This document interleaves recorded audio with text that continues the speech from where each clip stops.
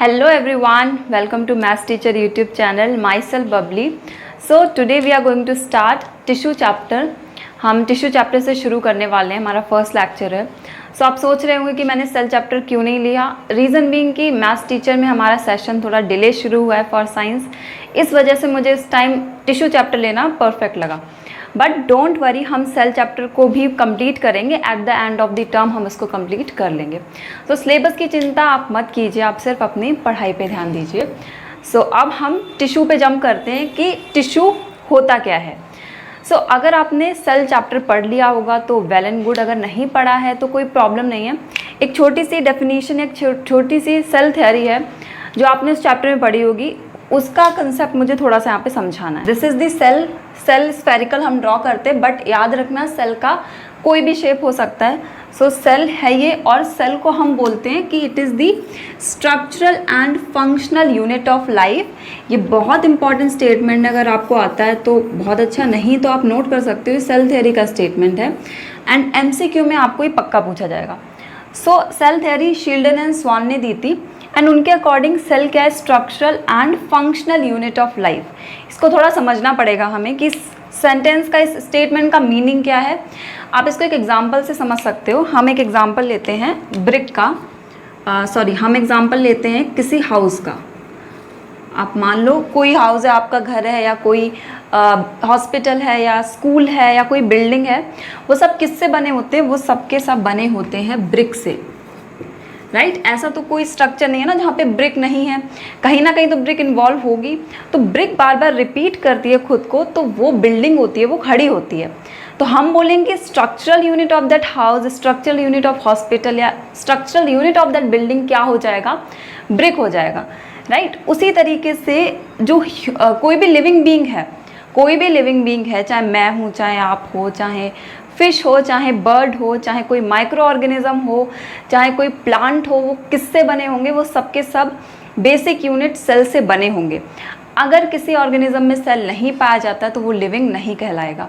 Right तो हम बने किससे हैं? हम सेल से बने. अब वो सेल चाहे एक हो, चाहे वो मल्टीप्लाई करके खुद को उसने मल्टी सेलुलर बना लिया, खुद का नंबर इंक्रीज किया, मल्टी सेलुलर बना लिया, जैसे कि हम मल्टी सेलुलर हैं. सिंगल सेल भी हो सकता है. सिंगल सेल जैसे कि बैक्टीरिया हो गया, एंड कुछ फंगस होते हैं, वो भी सिंगल सेल होते हैं. राइट तो कहने का मतलब ये कि कोई भी ऑर्गेनिज्म है वो बना किससे होगा? वो सेल से बना होगा. तो इसीलिए हमने उसको बोल दिया स्ट्रक्चरल यूनिट. सेल क्या है? Structural unit. Now comes the functional unit. क्यों बोलते हैं उसको फंक्शनल यूनिट? उसको हम इसलिए बोलते हैं सिंस हमारी पूरी बॉडी किससे बनी है? सेल से. तो फंक्शन कौन परफॉर्म करेगा? जिस चीज़ से बॉडी बनी है वही परफॉर्म करेगा. जैसे कि I am able to speak, ये भी एक फंक्शन हो गया. तो हमारे सेल में क्या होता है? एक सेल ऑर्गेनल होता है माइटोकॉन्ड्रिया, वो एनर्जी का प्रोडक्शन करता है. तो इसी वजह से फंक्शन भी कौन परफॉर्म कर रहा है? सेल परफॉर्म कर रहे हैं. हमारी जितनी भी एक्टिविटी, रेस्पिरेशन हो गया, एब्जॉर्प्शन हो गया, डाइजेशन हो गया, एक्सक्रीशन हो गया, ये सब कौन परफॉर्म करता है? ये सब सेल परफॉर्म करते हैं. इसी वजह से हमने सेल को structural and functional unit of life बोला. एंड ये स्टेटमेंट है सेल थ्योरी का स्टेटमेंट, जिसको शील्डन एंड स्वान ने दिया था. सो ये तो हमने सेल के बारे में पढ़ लिया. बट सेल और टिश्यू हैं वो एक दूसरे से रिलेटेड हैं. इसी वजह से मैंने कंसेप्ट है ये पिछले चैप्टर से उठाया है. सो क्या रिलेशन है उनके बीच में वो हम देखते हैं. सो टिश्यू क्या है? Tissue is the group of cell. ये आपको जो स्ट्रक्चर दिख रहे हैं रेड में, one structure is representing the cell. तो ये जो सेल इन्होंने जब ग्रुप फॉर्म कर लिया तो उसको हमने टिश्यू बोल दिया. राइट तो ये क्या हो गया? आपको समझ आ गया होगा कि टिश्यू की डेफिनीशन क्या है, टिश्यू क्या होता है. लेकिन इसकी एक स्टैंडर्ड डेफिनीशन होती है जो पूछी जाती है एग्जाम में. ये तो समझाने के लिए मैंने बता दिया कि सेल्स हैं वो कंबाइन हुए और उन्होंने एक ग्रुप बनाया, उसको हमने टिश्यू बोल दिया. लेकिन एक स्टैंडर्ड डेफिनीशन है, उसको हम देखते हैं. This is the standard definition of tissue. आप एक बार इसको पढ़िए. It is the group of cell that has common functions and origin.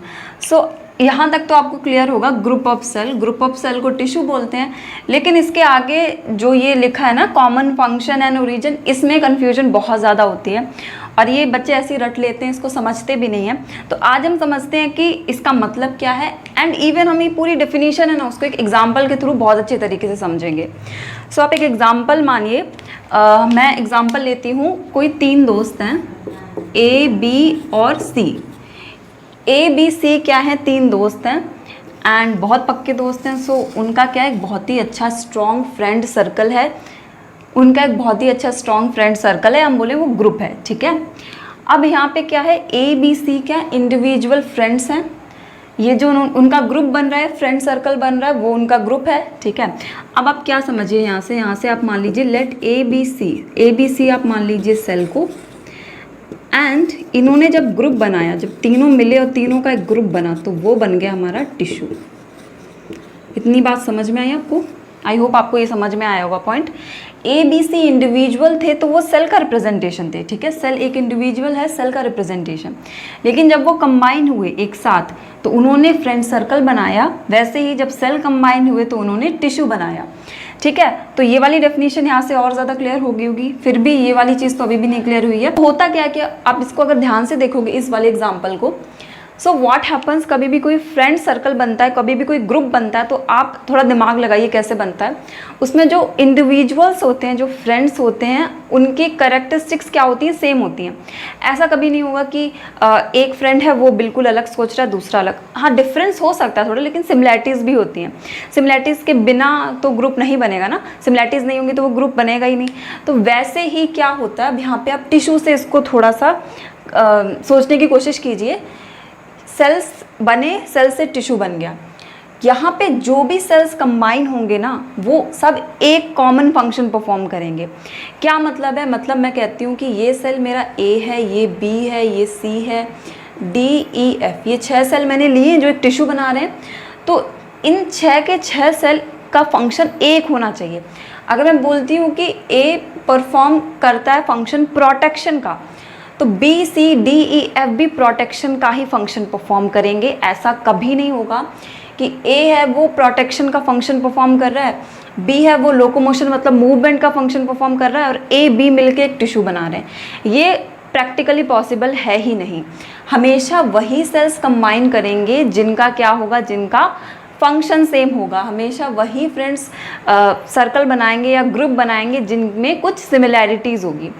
तो यही चीज़ है। आई होप ये आपको डेफिनेशन पूरी क्लियर हुई होगी कि it is a group of cell that has common function and origin, और ये एग्जाम्पल से आपको ये हमेशा याद रहेगा। सो आप इसको नोट डाउन कर लीजिए, डायग्राम बना लीजिए, एंड ये जो डेफिनेशन आप इसको नोट कर लीजिए। सो हमने टिश्यू की डेफिनेशन कंप्लीट कर ली है, एंड आई होप आपको समझ भी आ गई होगी। Now will study about the types of tissues. Tissues कितने टाइप के होते हैं? सो टिश्यूज़ बेसिकली 2 टाइप के होते हैं, plant tissue and animal tissue. आगे हमारा जो भी चैप्टर होगा वो इन दोनों टिश्यू पे ही रिवॉल्व करेगा, एंड इनका कैटेगराइजेशन थोड़ा बड़ा है। मीन्स प्लांट टिश्यू में काफ़ी सारे टिश्यूज़ हमें और पढ़ने होंगे, सिमिलरली एनिमल टिश्यू में भी हमें काफ़ी सारे टिश्यूज़ पढ़ने होंगे। सो अगर क्वेश्चंस ये पूछे जाएं कि क्यों 2 टाइप के टिश्यू ही हैं, आप थोड़ा दिमाग खुद का लगा सकते हो, क्योंकि प्लांट की कैरेक्टरिस्टिक्स अलग होती हैं, एनिमल की कैरेक्टरिस्टिक्स अलग होती हैं।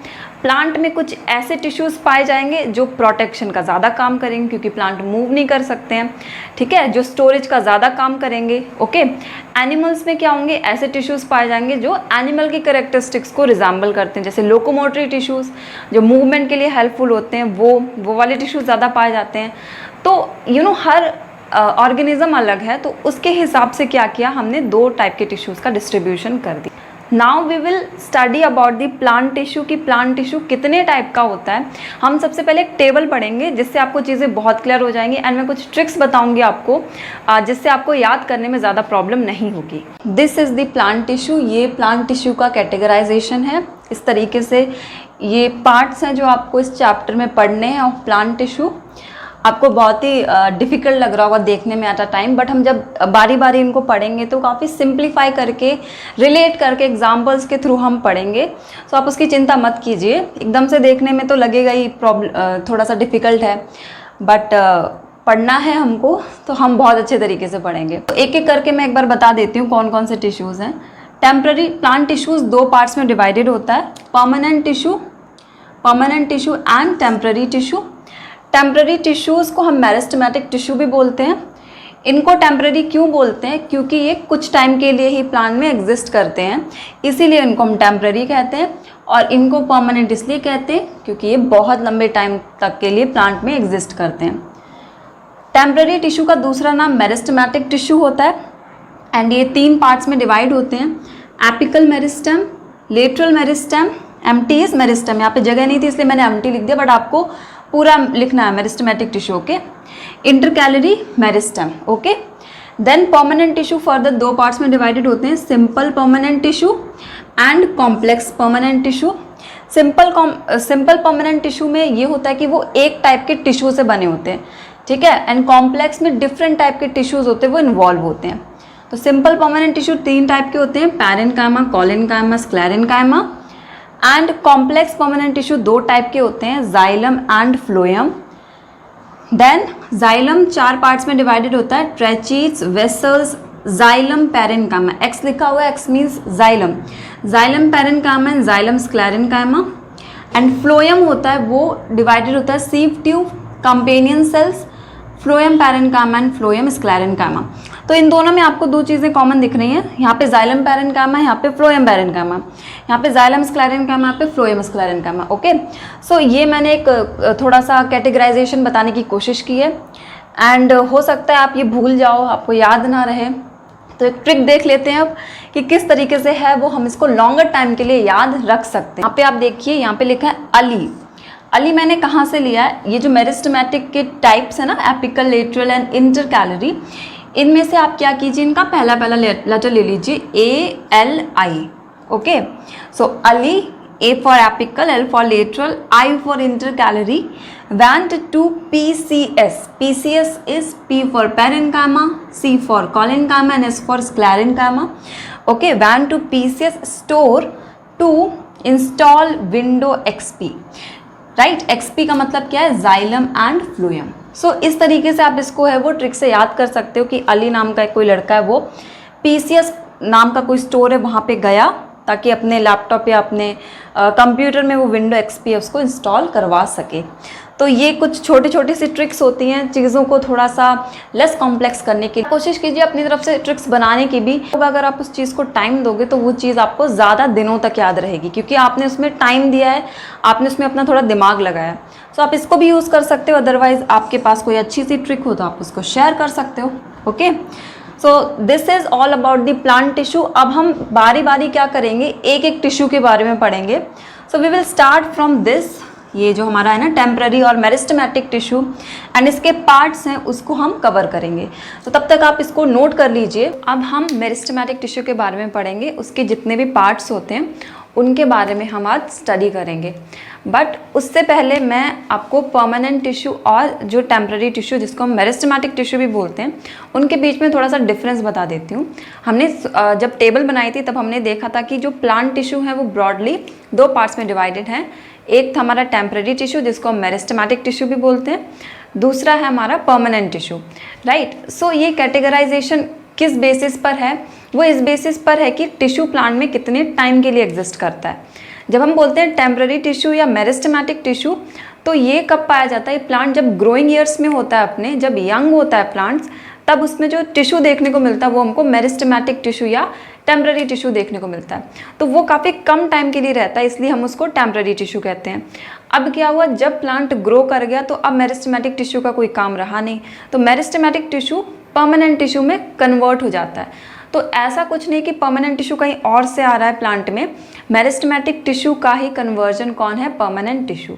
फिर परमानेंट टिश्यू क्या करते हैं, they throughout the life plant की बॉडी में रहते हैं, और जब प्लांट डेड हो जाता है तो उसके साथ वो भी डेड हो जाते हैं। सो आपको आई थिंक ब्रॉडली समझ आया होगा दोनों का डिफरेंस क्या है। टेम्पररी टिश्यू कुछ टाइम के लिए रहते हैं और टेम्पररी टिश्यू ही परमानेंट टिश्यू में बदल जाते हैं। टेम्पररी टिश्यू का काम क्या होता है, प्लांट की ग्रोथ को बढ़ाना। सो अब हम टेम्पररी टिश्यू या मेरिस्टमेटिक टिश्यू है उसके बारे में पढ़ते हैं। सो बोर्ड में आपको एक डायग्राम दिख रहा होगा, ये डायग्राम मेरिस्टमेटिक टिश्यू का है। ये इस तरीके से कुछ दिखते हैं, एंड मैंने आपको बताया कि आप टिश्यू को या सेल्स को किसी भी तरीके से ड्रॉ कर सकते हो, ठीक है। बट मेरिस्टमेटिक का ये आप रिप्रेजेंटेशन ड्रॉ करोगे तो आपके लिए थोड़ा इजी रहेगा। So this is meristematic tissue, और इसमें आपको 3 चीज़ें नज़र आ रही होंगी। एक आपको ये सेल वॉल इनकी नज़र आ रही है, जो बाउंड्री बनी है ब्लैक से, ये क्या है, ये रिप्रेजेंटेशन है सेल वॉल। तो अगर इसकी सेल वॉल आप ध्यान से देखो तो सेल वॉल कैसी है, बहुत ज़्यादा पतली है, ऐसा नहीं कि बहुत ज़्यादा मोटी है। मोटी मीन्स ये थिक है, थिक तो नहीं है ना इनकी वॉल। इनकी वॉल क्या है, इनकी वॉल बहुत ज़्यादा थिन है, इसलिए हमने बोल दिया इनकी थिन सेल वॉल होती है मेरिस्टमेटिक टिश्यू की। एंड इनमें ये जो आपको डॉट्स नज़र आ रहे हैं वो साइटोप्लाज्म का रिप्रेजेंटेशन है। साइटोप्लाज्म क्या होता है? सेल के अंदर पाए जाने वाला fluid. Cyto means cell, plasm means fluid, तो सेल के अंदर जो फ्लूइड पाया जाता है उसको हम कहते हैं साइटोप्लाज्म। तो ये हमारे सेल का रिप्रेजेंटेशन है एंड ये डॉट्स किसका रिप्रेजेंटेशन है? ये साइटोप्लाज्म का रिप्रेजेंटेशन है। तो इसमें बहुत ज़्यादा मात्रा में क्या होता है? साइटोप्लाज्म देखने को मिलता है। देन ये जो रेड कलर का स्ट्रक्चर आपको दिख रहा है ये न्यूक्लियस का रिप्रेजेंटेशन है। जो रेड कलर के डॉट्स आपको दिख रहे हैं स्ट्रक्चर है वो है न्यूक्लियस। सो ये कुछ बेसिक स्ट्रक्चर है जो मेरिस्टेमेटिक टिश्यू इस तरीके का दिखता है। अब हम पढ़ते हैं इनके करेक्टरिस्टिक के बारे में कि मेरिस्टेमेटिक टिश्यू होते हैं उनके क्या क्या करेक्टरिस्टिक्स हो सकते हैं। जो प्राइमरी फंक्शन होता है वो मैंने क्या बताया था, ये प्लांट की ग्रोथ में हेल्प करते हैं। सो इनका प्राइमरी फंक्शन क्या है? ये डिवीजन में एंड ग्रोथ में बहुत इम्पॉर्टेंट रोल प्ले करते हैं। ओके, ये इनकी खास बात है। ये आपका एमसीक्यू है, आप इसको मार्क कर लीजिए एमसीक्यू के लिए कि मेरिस्टेमेटिक टिश्यू का मेन फंक्शन क्या होता है। इसमें क्या करते हैं? सेल डिवाइड होते हैं, डिवाइड होकर उनका नंबर इंक्रीज होगा और नंबर इंक्रीज होगा तो प्लांट की ग्रोथ है वो बढ़ेगी, मतलब प्लांट है वो ग्रो करेगा। तो ये पहला पॉइंट है। आई होप ये आपको समझ आया होगा। सेकेंड पॉइंट अगर हम बोलें तो हमने बोला मेरिस्टेमेटिक टिश्यू ग्रोथ में रिस्पॉन्सिबल है। तो ग्रोथ में अगर रिस्पॉन्सिबल हैं तो बताइए मेरिस्टेमेटिक टिश्यू लिविंग होंगे या नॉन लिविंग होंगे? लिविंग होंगे ऑफ कोर्स, लिविंग चीज़ ही तो ग्रो कर सकती है ना, तो ग्रोथ में रिस्पॉन्सिबल हैं। आप इसको रिलेट करके याद कर सकते हो कि ये लिविंग भी होते हैं, राइट। थर्ड चीज़ आपको क्या दिख रही है? अब स्ट्रक्चर की बात करते हैं तो आपको इसमें क्या दिख रहा है? इनकी सेल वॉल कैसी होती है? थिन होती है। थिन सेल वॉल होती है किसकी? मेरिस्टेमेटिक टिश्यूज़ की। Okay, they have thin cell wall. Thin होती है, पतली क्यों होती है? रीज़न आप समझ लो। पतली इसलिए होती है क्योंकि अगर सेल वॉल मान लो बहुत ज़्यादा थिक है, मोटी है, राइट, तो क्या होगा जब सेल डिवाइड करेगा, सेल एक का दो होगा तो इस सेल वॉल को तोड़ना मुश्किल हो जाएगा, है ना। कोई मोटी चीज़ है, कोई मोटी लकड़ी है, उसको तोड़ना ज़्यादा मुश्किल होता है एज़ कम्पेयर टू पतली लकड़ी। तो वैसे ही अगर मोटी सेल वॉल होगी तो वो क्या होगा? वो डिवीजन में हिंड्रेंस पैदा करेगा, ग्रोथ रुक जाएगी प्लांट की। इसीलिए सेल वॉल क्या होती है? इनकी थिन होती है ताकि डिवीजन है वो बहुत फास्ट हो, प्लांट हो वो ग्रो करे।